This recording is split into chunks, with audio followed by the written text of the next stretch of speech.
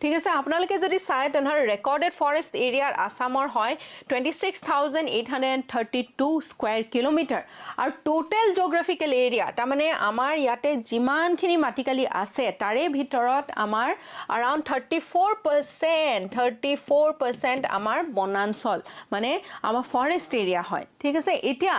এইটো বাৰু কেনেকুৱা ধৰণৰ এটা ডেটা এইটো আমাৰ কাৰণে এটা ভাল খবৰ নে বেয়া খবৰ ইয়াত ভাল খবৰো আছে ইয়াত বেয়া খবৰো আছে মই কম কেনে ধৰণে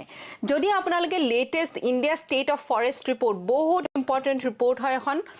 দুবছৰৰ মূৰে মূৰে আহে আৰু যেতিয়া এইখন ৰিপোৰ্ট আহে আপোনালোকৰ কাৰণে বহুত ইম্পৰ্টেন্ট যে আপোনালোকে এই ৰিপোৰ্টখন পঢ়ে ইয়াত কি কি ডেটা আহিছে আপোনালোকে জানে আৰু যিসকলে ইউপিএসসি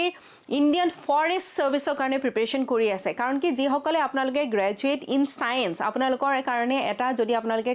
এইটো বস্তু নাজানে মই আপোনালোকক কৈ থব বিচাৰো যে ইউপিএসসি একেই পৰীক্ষা অনুষ্ঠিত কৰা হয় সিভিল সাৰ্ভিসেস যেটো পৰীক্ষা তাৰ প্ৰিলিমছ সিমিলাৰ হয় আমাৰ ইণ্ডিয়ান ফৰেষ্ট সাৰ্ভিসৰ কাৰণে একেটা প্ৰিলিমছ আপোনালোকে দিব লাগে ইউপিএসসি সিভিল সাৰ্ভিসেস এক্সামিনেশনৰ যেটো পৰীক্ষা হয় ঠিক আছে পিছত আপোনালোকে মেইনছ ফৰেষ্ট সাৰ্ভিসেসৰ কাৰণে বেলেগ আৰু সিভিল সাৰ্ভিসেসৰ কাৰণে বেলেগ হয় যিসকলে সায়েন্সৰ গ্ৰেজুৱেট ঠিক আছে বিএসসি কৰিছে বা বিটেক কৰিছে তেখেত সকলোৱে এই পাৰ্টিকুলাৰ এক্সামটোত আপোনালোকে অৱতীৰ্ণ হ'ব পাৰে